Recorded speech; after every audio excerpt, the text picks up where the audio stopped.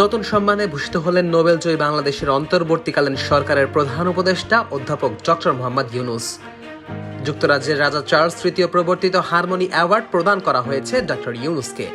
সামাজিক ব্যবসা, দারিদ্র্য বিমোচন ও পরিবেশ বান্ধব উদ্যোগে তার আজীবন অবদানের স্বীকৃতিস্বরূপ এই পুরস্কার পেলেন নোবেলজয়ী অর্থনীতিবিদ ও বাংলাদেশ সরকারের এই প্রধান উপদেষ্টা।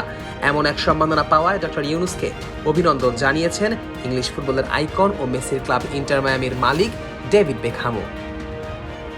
লন্ডনে আয়োজিত এক অনুষ্ঠানে ডক্টর ইউনূসের হাতে পুরস্কারটি তুলে দেন দ্য কিংস ফাউন্ডেশনের chair of trustees Dame Anne Lim. অনুষ্ঠানে উপস্থিত ছিলেন ব্রিটিশ রাজ পরিবারের সদস্য, বিভিন্ন দেশের কূটনৈতিক, পরিবেশ ও মানবাধিকার কর্মীরা। সাবেক ইংলিশ তারকা ফুটবলার ও MLS এর দল ইন্টার মায়ামির মালিক ডেভিড বেকহামও উপস্থিত ছিলেন এই অনুষ্ঠানে। এর আগে 2024 সালে প্রথমবারের মতো এই সম্মাননা পান জাতিসংঘের সাবেক মহাসচিব ও দক্ষিণ কোরিয়ার কূটনৈতিক বান কি মুন।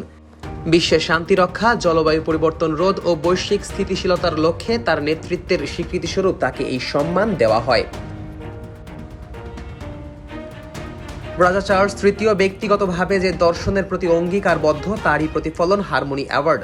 হারমোনি ফিলোসফি বা সঙ্গতির দর্শন মূলত এক মানবিক ও প্রাকৃতিক ভারসাম্য রক্ষার আহ্বান, যেখানে পরিবেশ, সংস্কৃতি ও সমাজ একে অন্যের সঙ্গে সম্পৃক্ত ও সহাবস্থানশীল।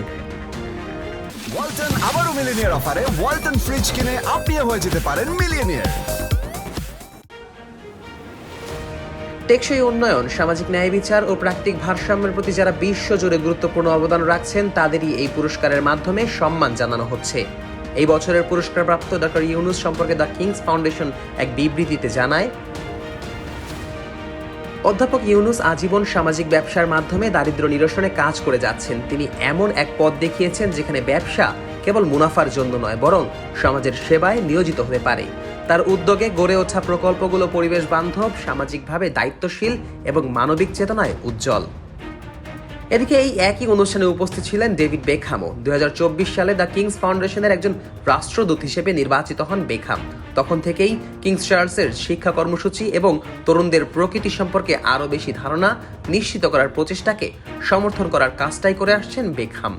কিংস ফাউন্ডেশনের এই অনুষ্ঠানে উপস্থিত থাকতে পেরে বেকহাম বলেন, কিংস ফাউন্ডেশনের পুরস্কার সভার সময় কাটাতে পেরে এবং পরিবেশগত শিক্ষা, ঐতিহ্যবাহী কারুশিল্প এবং টেকসই স্থাপত্যের উদ্যোগের মাধ্যমে জীবনকে রূপান্তরিত করা ব্যক্তিদের অনুপ্রাণিত করতে পেরে দারুণ লাগছে। বিজয়ীদের অভিনন্দন। রাজা চার্লস তৃতীয় দীর্ঘদিন ধরেই পরিবেশ ও সংস্কৃতি রক্ষার পক্ষে সক্রিয়। সিংহাসনে আরোহণের বহু আগেই তিনি জৈব কৃষি, জলবায়ু পরিবর্তনের প্রভাব এবং ঐতিহ্য রক্ষার পক্ষে সরব ভূমিকা রেখেছেন। এই মানবিক ও প্রাকৃতিক চেতনার মেলবন্ধন থেকেই জন্ম নেয় হারমোনি ফিলোসফি।